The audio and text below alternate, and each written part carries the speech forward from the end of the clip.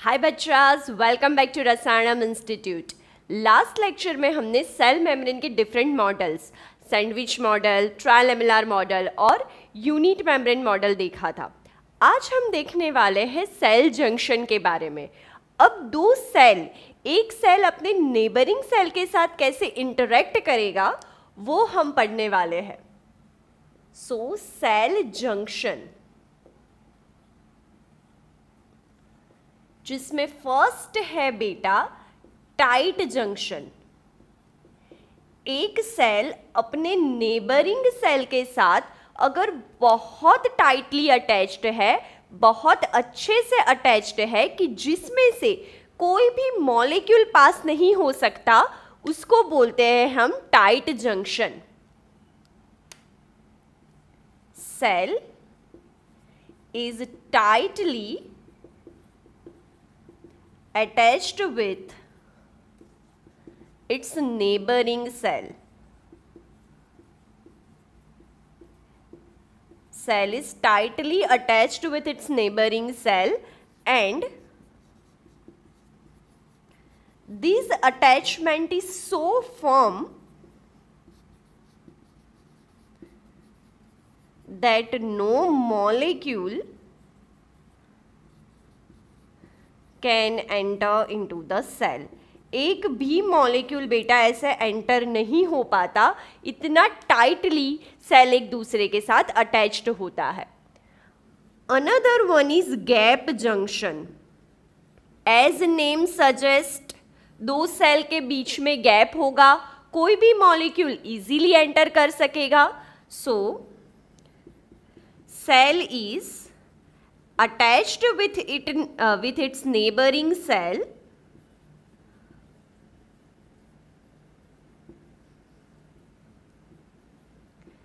by the connection tube. Okay, connection tube की वजह से वो अपने नेबरिंग सेल के साथ अटैच्ड है।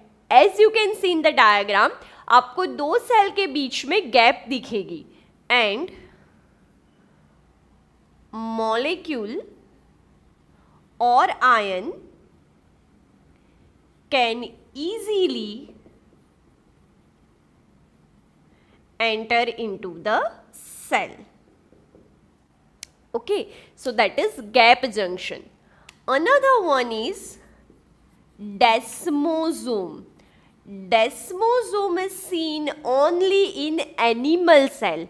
Animal cell की cell membrane कुछ जगह पे थिक होती है और ये थिकनिंग पोर्शन से दो सेल एक दूसरे के साथ अटैच्ड होते हैं।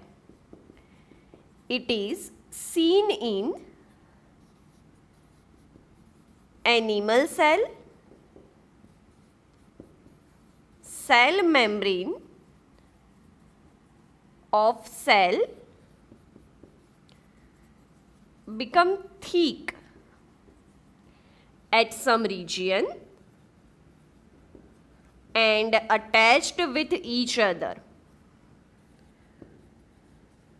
ओके, जिसको बेटा हम बोलते हैं डेस्मोसोम। ओके, अब है बेटा कुछ मॉडिफिकेशन सेल मेम्ब्रेन में। ये तो हमने देखा कि सेल एक दूसरे के साथ अटैच्ड कैसे है। तो जंक्शन तीन टाइप के हैं, tight junction, gap junction and desmosome. Now let's see the modification of cell membrane.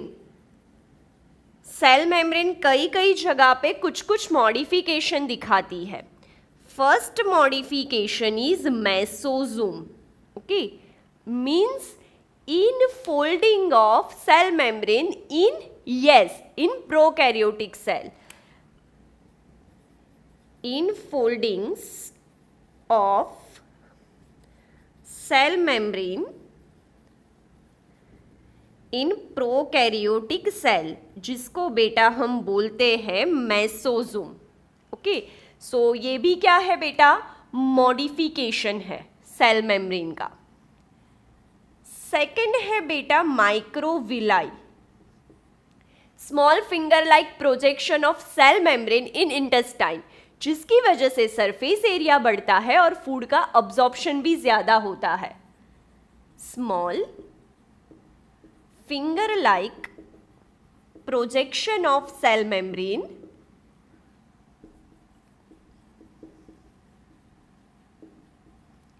in small intestine. Okay, so उसको हम बोलते हैं बेटा microvilli. It increase surface area for food absorption. Okay, वो क्या करता है बेटा, सरफेस एरिया बढ़ाता है फूड के अब्जॉर्प्शन के लिए. Third one is lomasome. Third one is lomasome. Lomasome भी मेसोजोम की तरह सेल मेम्ब्रेन का इनफोल्डिंग है, but it is seen in fungus. Infoldings of cell membrane seen in fungus. Mesosome जैसे प्रोकैरियोटिक सेल में होता है, लोमाजोम वैसे ही फंगस में होता है. Okay, so this are the modifications of the cell membrane. और एक बेटा फैक्चुअल थिंग ये है कि cell membrane has 30 enzyme. Cell membrane has 30 enzyme. इसके पास बेटा 30 जितने एंजाइम प्रेजेंट होते हैं. ओके, सो सेल मेम्ब्रेन में बेटा इतना एक्स्ट्रा आपको लर्न करना है. अब हम देखते हैं सेल वॉल के बारे में. अब बच्चा देखते हैं हम सेल वॉल. हमें पता है कि प्लांट के पास प्राइमरी सेल वॉल भी होती है और सेकेंडरी सेल वॉल भी होती है. Let's see the difference between primary cell wall and secondary cell wall.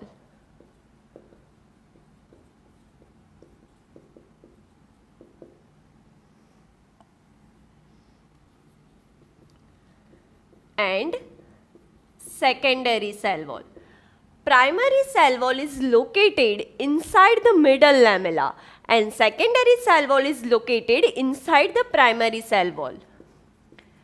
Located inside the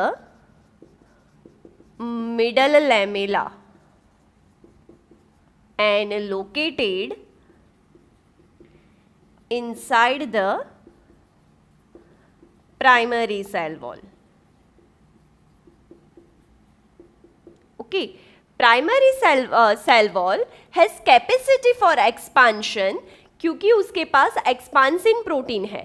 secondary cell wall के पास एक्सपांसन की कैपेसिटी नहीं है. It has capacity for expansion. It don't have capacity for expansion. इसके पास बेटा expansion की capacity नहीं है. Primary cell wall is thin in nature. Secondary cell wall is thick in nature. Primary cell wall is thin and secondary cell wall is thick. Primary cell wall has hydration, means water content around 60%. Secondary cell wall के पास hydration means water content होता है 30%. Water content is 60%, so soft है ये. और इसमें बेटा water content है around 30%. Primary cell wall के पास बेटा cellulose कम है और सेकेंडरी सेल वॉल के पास सेल्यूलोज ज्यादा है. Cellulose in lower amount. यहां पे क्या है बेटा, cellulose is in higher amount.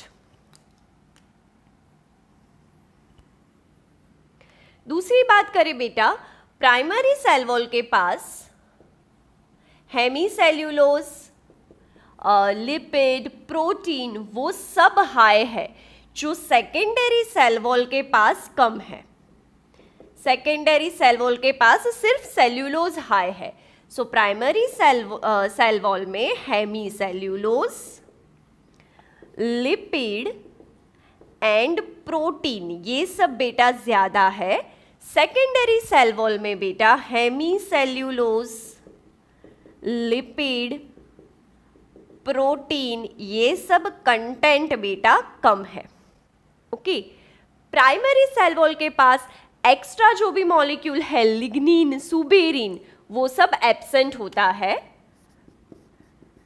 Lignin, suberin is absent. Secondary cell wall में बेटा लिग्निन, सुबेरिन आर प्रेजेंट, ये सारे एडिशनल केमिकल इसमें प्रेजेंट होते हैं। ओके, सो ये बेटा याद रखना है आपको। दूसरी मैं एक बात बताऊँ आपको, मैंने बोला आपको कि secondary cell wall is thick.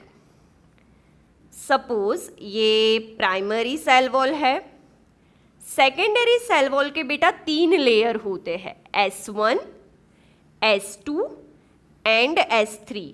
It has 3 layer, S1, S2 and S3। S1 inner side, S2 then S3। इसकी वजह से बेटा ये ठीक होती है because it has 3 layer. Primary cell wall में ऐसे कोई लेयर देखने को नहीं मिलते हैं। और कुछ कुछ प्लांट में टर्शरी सेल वॉल भी प्रेजेंट होती है। प्राइमरी सेल वॉल तो बेटा सबके पास होती है, सेकेंडरी कुछ कुछ के पास, और tertiary cell wall is very rare, but some cell have tertiary cell wall. In gymnosperm,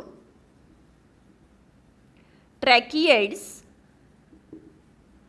have tertiary cell wall. आपको पता है ट्रैकियड्स से जाइलम का पार्ट है और उसके पास बेटा ये टर्शरी सेल वॉल प्रेजेंट होती है। Tertiary cell wall is made up of hemicellulose and xylene. टर्शरी सेल वॉल is made up of hemicellulose and xylene। okay? Hemicellulose और जाइलिन में से ये टर्शरी सेल वॉल बनती है। सेल वॉल के जो कंटेंट है, cellulose, hemicellulose, pectin, lignin, which is formed by Golgi body. Substance of cell wall like cellulose, hemicellulose, lignin,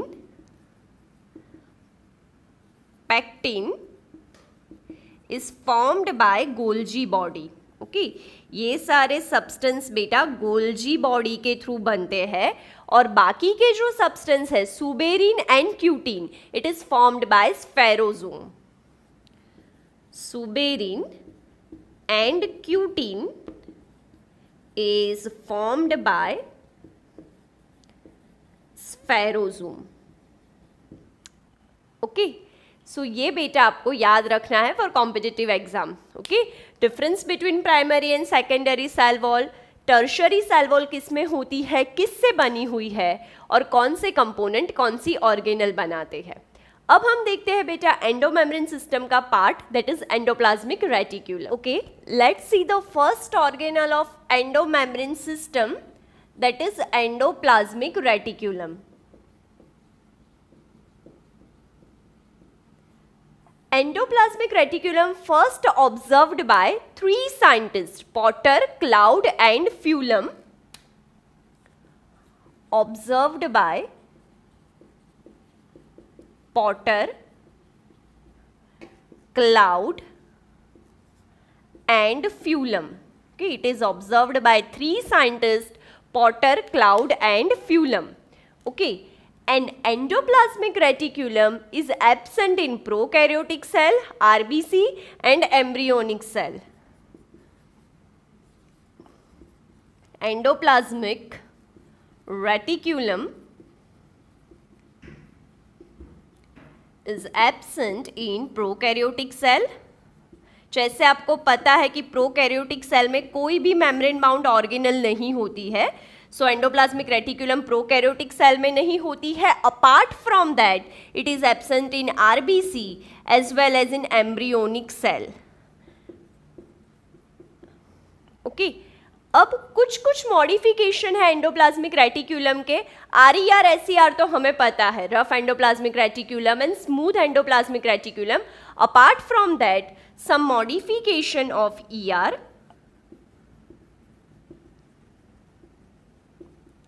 first is sarcoplasmic reticulum.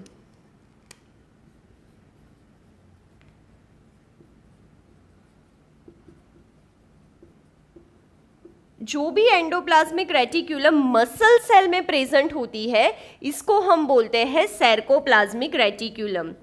ER present in muscle cell, okay, ER which is present in muscle cell is called sarcoplasmic reticulum. It stores calcium and helps in muscle contraction. बाकी की कोई भी endoplasmic reticulum बेटा calcium store नहीं कर सकती है, लेकिन मसल सेल में जो एंडोप्लाज्मिक रेटिक्यूलम है that can store calcium. Second is माइक्रोजोम, fragment of rough endoplasmic reticulum, that is called microsome. For research purpose हम in vitro इसको generate करते हैं। It is produced in vitro, body में नहीं होता है बेटा, means outside the body for research purpose, जिससे हमें पता चलता है कि प्रोटीन कैसे हम फॉर्म करवा सकते हैं, that is called microsome. Third one is desmotubule. Desmotubule means endoplasmic reticulum present in plasmodesmata. Endoplasmic reticulum present in plasmodesmata, that is called desmotibule. Okay, so these are the some modification of endoplasmic reticulum. Now let's see the functions of ER, functions of endoplasmic reticulum. First function is protein formation, lipid formation, वो तो हमें पता ही है, but it can produce vitamin A, it can produce vitamin C. स्फेरोसोम भी smooth endoplasmic reticulum में से ही produce होते हैं, सो इट कैन फॉर्म स्फेरोसोम। हमें पता है कि स्फेरोसोम में लिपिड सिंथेसिस के एंजाइम होते हैं, so it is produced by the endoplasmic reticulum. It helps in detoxification, means जो भी टॉक्सिक सब्सटेंस बॉडी में एंटर होता है उसको वो डिटॉक्सिफाई, इनएक्टिव कर देता है। It can form nuclear membrane. Nuclear membrane formation में बेटा ये हेल्प करता है, ओके, क्योंकि मेम्ब्रेन में प्रोटीन होते हैं और वो प्रोटीन बनाने के लिए उसमें वो हेल्प करता है। So this are the some functions of ER। Apart from that it can synthesize steroid hormone, lipid and protein, वो आपको पता ही है, ओके। नेक्स्ट वीडियो लेक्चर में हम दूसरी एंडोमेम्ब्रेन सिस्टम की ऑर्गेनल, गोल्जी बॉडी, लाइसोसोम और वैक्यूल के बारे में देखेंगे।